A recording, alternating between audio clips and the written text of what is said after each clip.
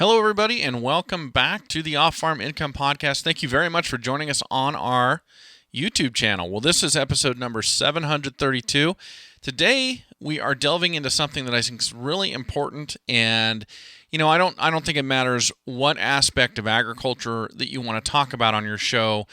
You should probably talk about this topic, I don't know, once a year, twice a year, something like that at the very least. And I'm going to be talking about farm safety. I had the opportunity to meet some folks from I've already forgot the term, the National Farm Medicine Center, which is based out of Wisconsin. But I had the chance to meet some of these folks when I was at the National Association of Farm Broadcasters Conference in Kansas City a few weeks back, and I learned of a program called RF-. Now, that acronym is difficult for me to remember, so I'm going to let our guest explain to you what that is today. But anyway, I found out about this program going on to enhance farm safety and rural community safety all around the country, and I decided to profile that on the show to try and give you out there in your rural communities some ideas of what you might be able to do to make your farms and your farming communities safer in terms of accidents, fires, things like that. So today I'm going to be speaking with Casper Bendixsen, and he is going to talk to us all about the National Farm Medicine Center as well as RF-, which has everything to do with rural fire departments. It's a very, very interesting interview. I think it's really important, and we'll have it started for you right now. Casper, welcome to the show. Thank you so much for coming on. I really appreciate it. Thanks for having me. Hey, you bet. I want to start off just by telling you how impressed I was with the folks that work with you that were at the National Association of Farm Broadcasters Conference. I really had a nice time getting to know them and meet them, and they were a wealth of information. It was great.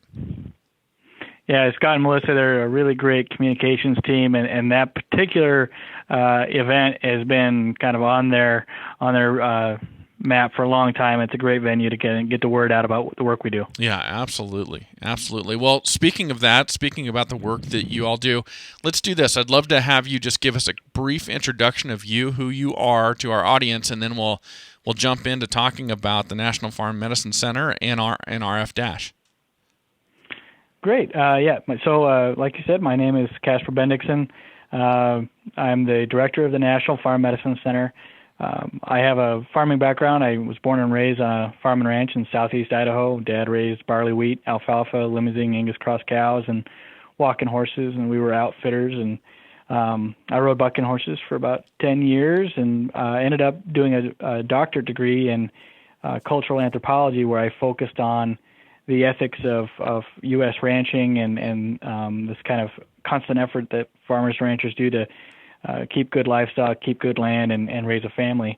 And that particular field of expertise was of great interest to the Farm Center, specifically because they're about the health and safety of farmers, farm workers, farm kids, and they want to really bridge the epidemiological and the safety knowledge and the injury prevention knowledge.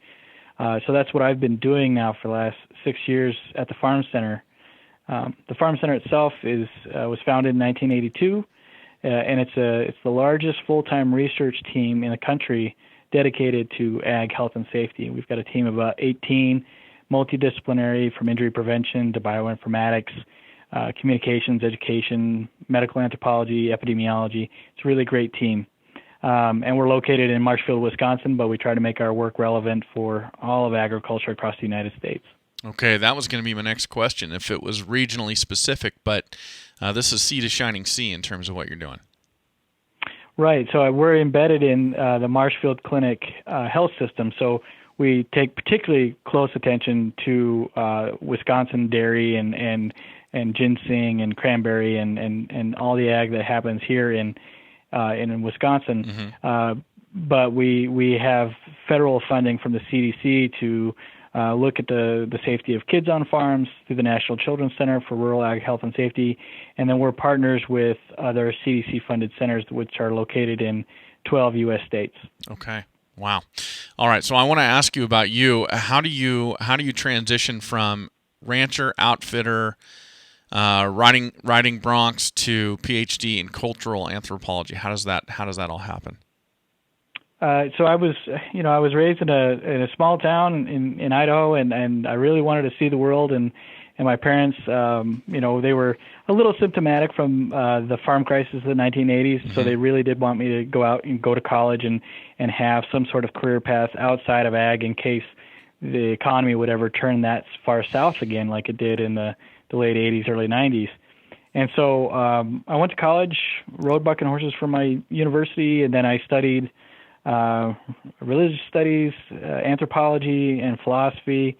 And my professors thought I had a pretty good knack for it, so they encouraged me to pursue a graduate degree. And then Rice University is who accepted me for my graduate work, and they were really interested in having me talk about basically my community. They were really interested in hearing about the social cultural circumstances of my life. And so it was kind of a really nice mesh of very smart anthropologists at Rice raising me up to be a professional anthropologist, but really appreciating the idea that they wanted to know more about rodeo and ranching and the people that do that.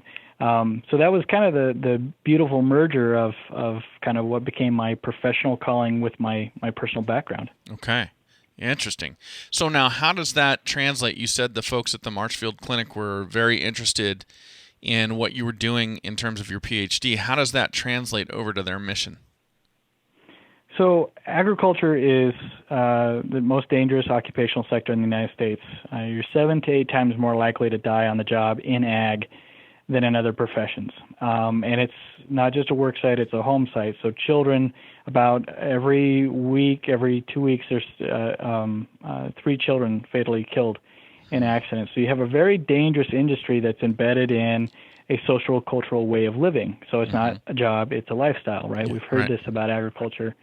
And frankly, there's about 30 years of good epidemiology, good intervention science that would prevent a lot of these injuries and a lot of these illnesses that occur on farming and ranching. But because farms are independent operations, most of them are smaller family operations still, they're not under the oversight of OSHA. They don't have to worry about worker comp modification rates. And so it's all about voluntary acceptance for many of the injury prevention strategies. Well, the problem comes in is if you design intervention strategies without bringing the community in, the level of adoption and acceptance can be low. In some spaces these things have been taken up and become part of the way we farm. For instance, in 1985, all tractor manufacturers voluntarily became compliant with having roll bar structures on their tractors. And so you can see the safety equipment get better. We still have, 500,000 unwrapped tractors in Wisconsin alone. So it's one of these things where you have to be able to talk to people with them, with their framework in mind, with their lifestyle and wants and desires for the family in mind when you're doing safety work. So my job has been to kind of bring ag and medical professionals and safety professionals together on the same page. Interesting. Okay.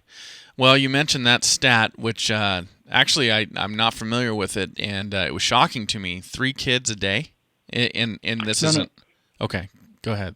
Let me clarify. About every week. Every week in the United States. Still. Right. Still 3 a week. I mean, that's from accidental things that are surrounding agriculture, rural living. Like, what types of things are we talking about here? What types of accidents? The primary with children, you have both kids that are working and then kids that are not working. So for working youth in all jobs, half of the fatalities are in ag. So that's, if they're doing any sort of work, half those end up being in agriculture. And then you also have non-working kids. So these are toddlers and children in the barnyards, on tractor rides, things like that.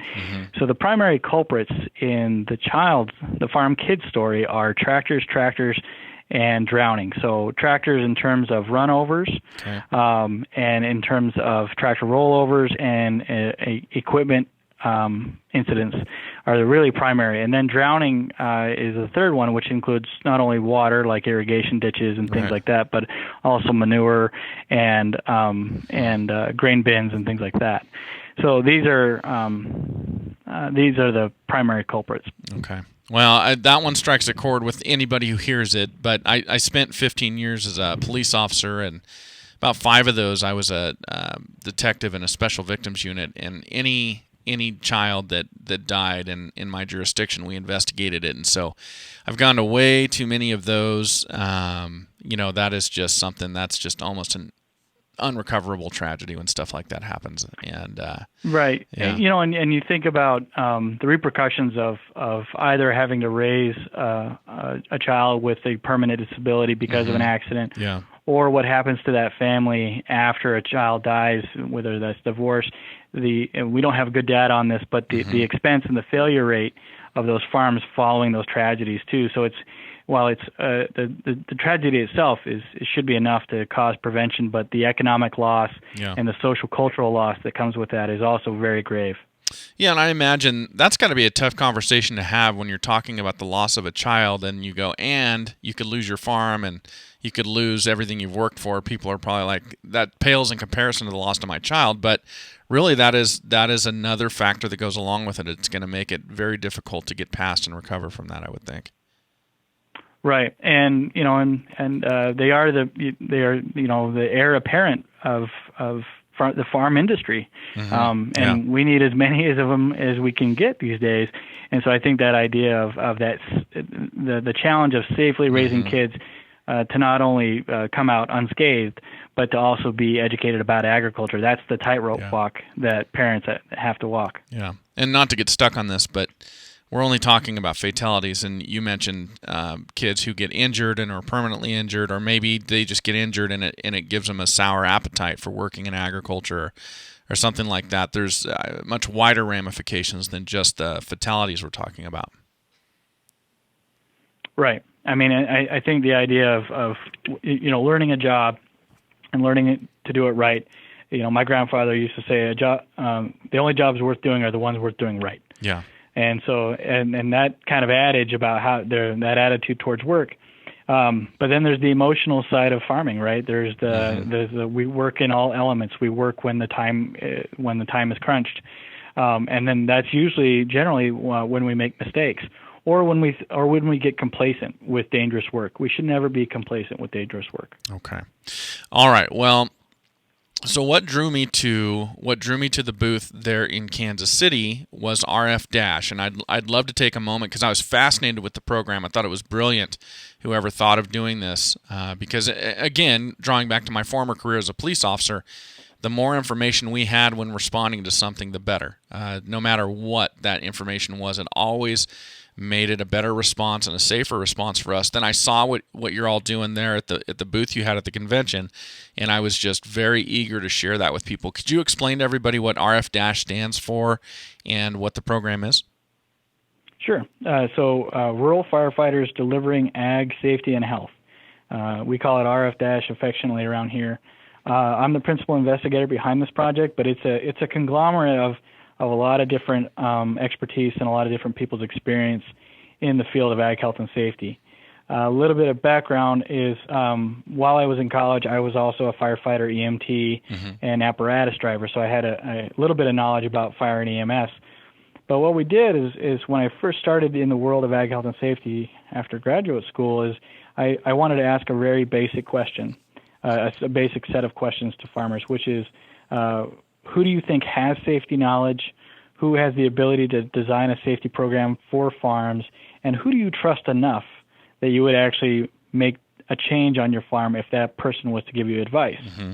And we basically had a list of about 30 folks in the farm community, just general titles like doctor, nurse, seed salesman, veterinarian, fellow farmer's family, and fire and EMS were one of the options. Okay. What we found was that ag health and safety professionals ranked really high in the first two categories, but not very high in the who's going to deliver this advice. We found that farmers first go to their family, and then they go to other farmers. But then in third place, kind of in that category of who would you listen to, they told us they would listen to fire and EMS. And so then kind of a light went off for me, which is like, there are rural firefighters in every county in this country, and they're related to the farm community. And now we have data that says they'll trust them with safety knowledge.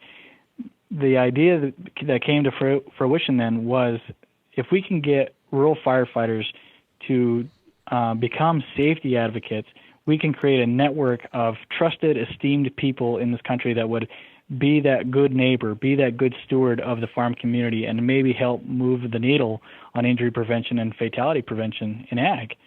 And so we're in year 4 of that project. We have experts from a variety of fields, including fire and EMS, occupational medicine, injury prevention, education. And then my job is to make it culturally appropriate and really find a way to embed it with the fire and EMS community. And it's been a lot of fun. The two communities get along really well. And fire and EMS has really embraced our trainings and our proposal to be those safety advocates. Okay. And so we kind of have this eager audience ready to engage with us.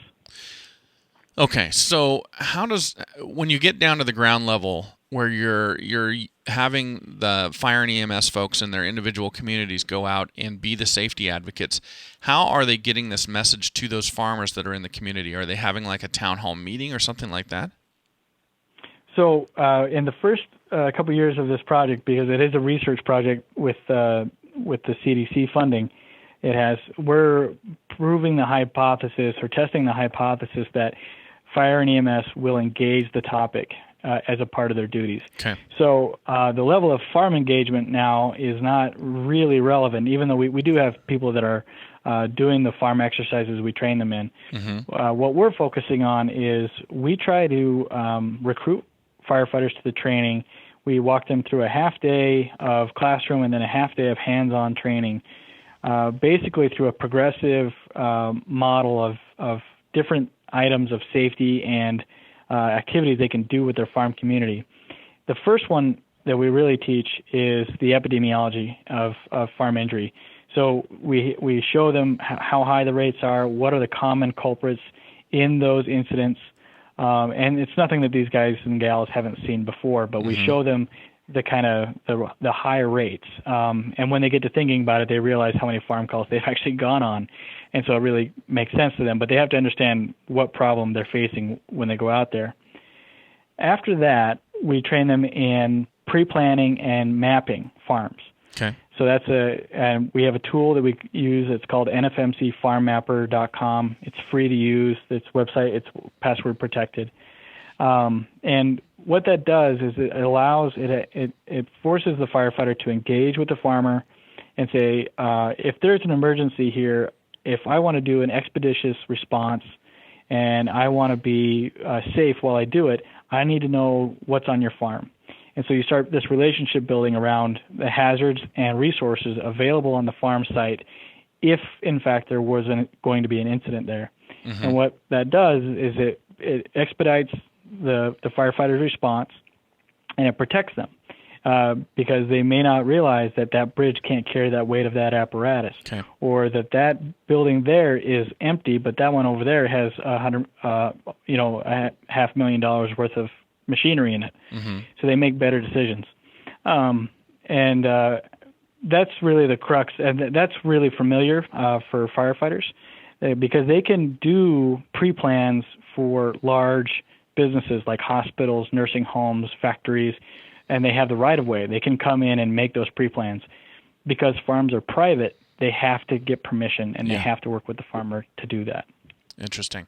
Yeah, one of the things, one of the points that I think when I was visiting with Melissa that she brought up to me at the convention was, you might have firefighters show up at a scene where there's actually a fire going on, and they might make a decision based on their knowledge of what's inside of a building, whether they should just rescue people out of it or whether they should actually try and save the building. For example, if it's very dangerous, there's a lot of combustible materials or fuels or things like that inside the building, it might be one where they back off and the building just goes as long as they've got the people out. Did I understand that correctly when she was explaining that to me?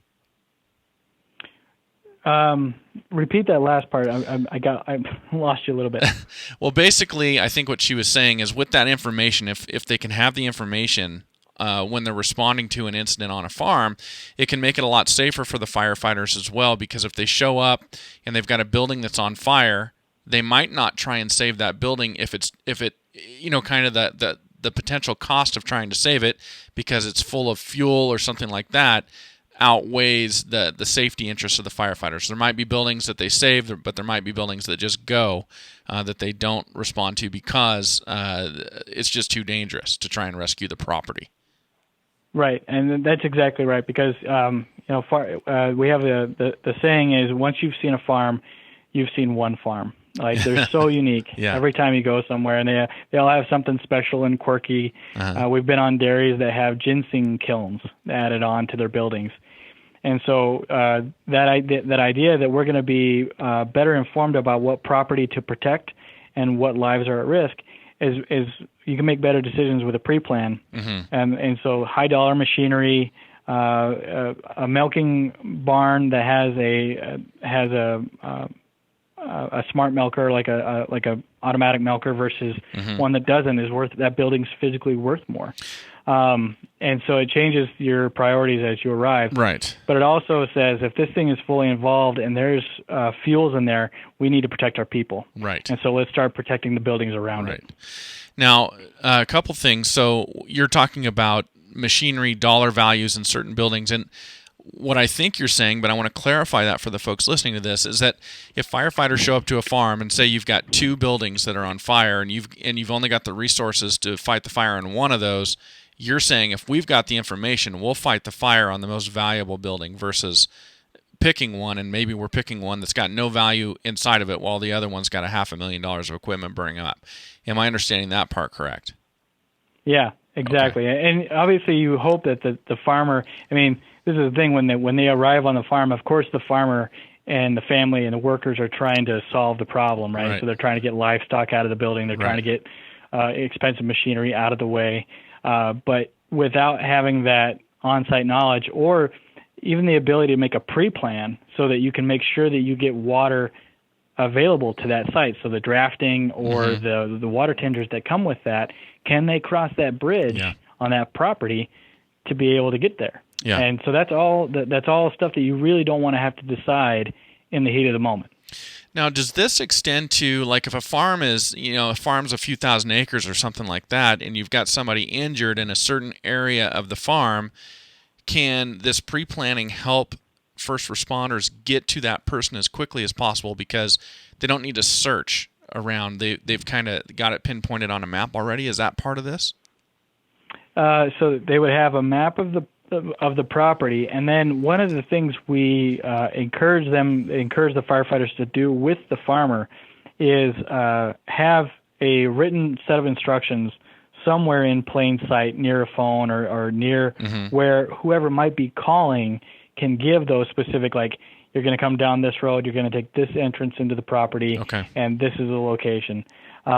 There are newer technologies that are separate, but that fire departments are using, like I Am Responding and things like that, that will have geo coordinates associated with it. Ours is really more about the physical layout of the property. Okay.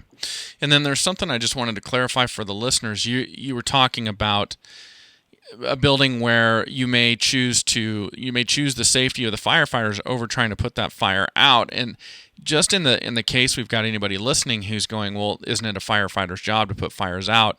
Even when I was a police officer, we had something that we referred to as the priorities of life, and we ranked people on that list. And our ranking went, number 1 was an innocent person, number 2 was a hostage, number 3 was a police officer, number 4 was a suspect, and number 5 was property. And so that meant that as police officers, we would put ourselves in harm's way to save innocent people or to save hostages, but we wouldn't put ourselves in harm's way to, say, disarm a suspect with a knife who was refusing to comply or something like that, or we wouldn't put ourselves in harm's way where we were likely to get injured or maybe killed just to save property or something like that. And so not every first responder, they're not going there to get injured. It's certainly a risk associated with the job, But if the likelihood of getting injured is elevated really, really high, then we're not going to go into that just to rescue property. And I think that's what I'm hearing you say. But again, I want to clarify and not put words into your mouth.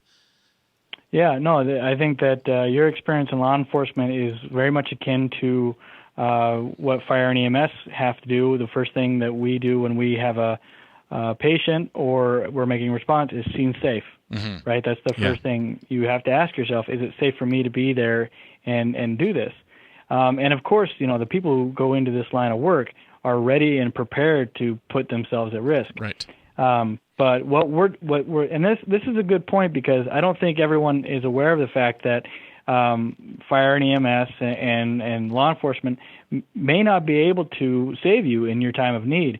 And so that the levels of risk consciousness are different across these different communities. And the easiest example that I often use is there was a case in California. A big wave surfer went out on a very, very treacherous day and got into trouble. And then a rescuer that went in after him also got into trouble. And then a third one went in and got injured. So there you had two fatalities, one of which was likely unnecessary given the decision of the big wave surfer who chose to go out that day. But then you almost lost a third life. And what happened was the big wave surfing community, as extreme athletes, they got together with the Coast Guard and they got together with lifeguards, and they came to an understanding that if we go out on a day that is not safe for us to be there, we shouldn't have any higher expectations for the people that have to come in after us. Right. And so they raise the common consciousness of risk taking, and that can happen in agriculture when you talk about a silo gas scenario. If you have someone that has succumbed to silo and gas, and you're not equipped to go into that enclosed structure with the right oxygen and preventive materials, they may not come in after you at that point. And I think that appreciating each other's lives is really what that conversation is about. Okay, very interesting. Now, you had mentioned earlier the epidemiology of injuries, and I don't understand what you mean when you say that, and so I'm guessing a lot of my listeners don't either. Can you break that down into layman's terms? Right. So when we talk about injury in that way, what we're really talking about is the kinds of injuries, and the number of injuries and the nature of those injuries. So it could be a disease, it could be an illness. There's going to be an epidemiology of zoonosis going through flocks and through herds, but there's also going to be looking at the injury rates for slip, trips, and falls in hog barns, for example. Okay. And so what that means is if you can understand how many injuries are happening and how severe they are and the nature of them, that is what the information you need to prompt prevention. Okay. So when we talk about that, really we're just talking about how severe and numerous the injuries and fatalities are in ag. Okay. So going away, away from RF- a little bit and looking at a more comprehensive view of everything that you do at the Farm Medicine Center. So what other things are you involved in? Obviously in work-related injuries, like you mentioned, the slips and falls in a pig barn. What other kind of things can people, or are you trying to reach out and have an impact on? So I mentioned before the National Children's Center for Rural Ag Health and Safety, and that's a center grant that we have here at the Farm Center that focuses on preventing those child injuries and those child fatalities. And in that project, we have a number of things going on, but for example, work guidelines. So we have guidelines for parents and responsible adults who are supervising children's work about what kind of physical ability and mental and emotional ability a kid should have before being assigned certain kinds of work. Okay. And so it's not simply that we want to critique the problem. We provide a solution that's based on child development and ergonomics, and so that idea of what can they lift and can they pay attention for long enough to do this job safely, and then what it takes to coach someone and supervise them. In that same vein, there's other work around child care.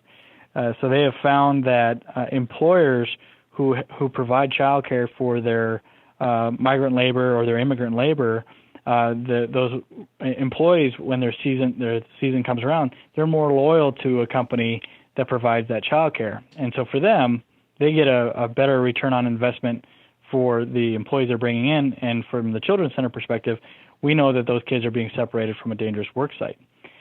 So working with ag business, working with employers and workers to protect those kids. And then another project in that center involves getting to know the next generation of parents. Not every generation of parents are the same. Not every generation of farmers are the same. So the things that we knew about boomer parents, 20, 30 years ago, that they may not be the case anymore for millennial farm parents. Mm-hmm. Okay. All right. So you had the booth there at the convention where I was introduced to what you're doing. What is it? What is the message that you're wanting to get out, and how can people in rural communities, if they're hearing this interview and they've got questions, they're wondering how it can make their communities a safer place to work in and to farm in and things like that, what can they do to get more information or to get more involved? There's lots of things that people can do. I would say that the first thing that I would do is take a look around their own property and their own farms and how they farm, and really think hard about, am I just used to this amount of risk, and what can I do to reduce that? I think that farmers are self-conscious and they're smart and they know their business. I don't think they realize how much is at risk though sometimes. So I think just that self-assessment. But then after that, the second half of the rural firefighters deliver ag safety and health.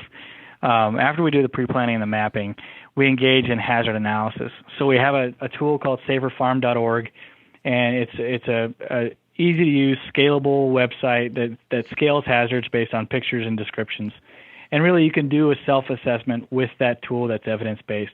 And we train the firefighters to do that, to be kind of those safety advocates in their community, but anybody can use that device. And there's all sorts of farm safety audits and worksheets and things like that can help with that. We have a resource library that has numerous ones.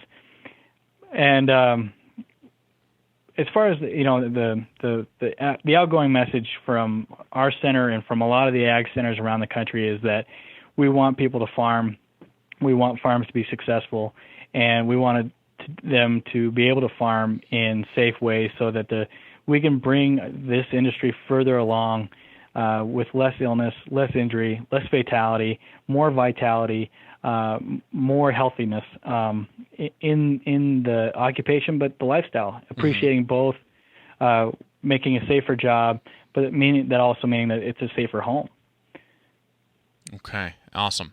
Okay, so let's say there's a farmer out there listening to this in a rural community, and they like what they're hearing, they want their volunteer fire department to be involved in this, and they know somebody who's on the fire department.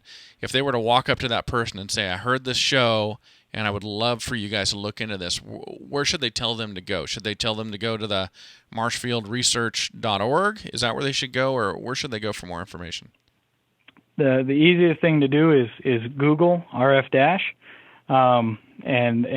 or firefighters ag safety, and we'll likely be one of the first sites that come up. Our website is currently housed on the University of Minnesota UMash Upper Midwest Ag Safety and Health Center. That's our partner in that funding mechanism. Okay. And on there, you can see not only our newsletters and our updates on what we've been able to do. There's a contact list for people who've been trained in it and what states they're in. We've trained people from 10 different states now. And then we have content, including the websites that I mentioned earlier, but then the lectures themselves are digitally recorded. Those are available. And I encourage them to contact us through that page. Our information is there. And we can talk about RF- as a program or just as a single lesson or simply as a conversation that they want to have with their department. Okay, that is great. Well, Casper, this has been great. Is there any message you wanted to get out to folks that I have not asked you about? Let's see. Well, I would say that really the core of the RF- program and a lot of the safety programs that come out of the ag centers and out of the farm center are really based on the farm community taking care of itself. And when I say farm community, I write that large as rural communities. So one thing I would emphasize is that rural communities are at a point where they really do need to step up and start taking care of themselves, maybe more than they ever have, because of the way the rural economy is shaped right now and the global economy. Neighbors looking out for neighbors is part of the solution for a number of things, but that includes the health and safety of our neighbors. Awesome. Okay. Well, Casper, thank you very much for what you do. Thank you very much for coming on and sharing this today and to go into these efforts. I think it's really important. I really appreciate being on the show, and thanks to you and your listeners. Well, I hope you enjoyed that, everybody, and I hope that enhances your safety and the safety of all the people around you in your rural communities and on the farms in your communities. Hopefully you jump in, you get involved, and it makes a difference. Have a great day, and as always, enjoy your journey to the ultimate lifestyle business, agriculture.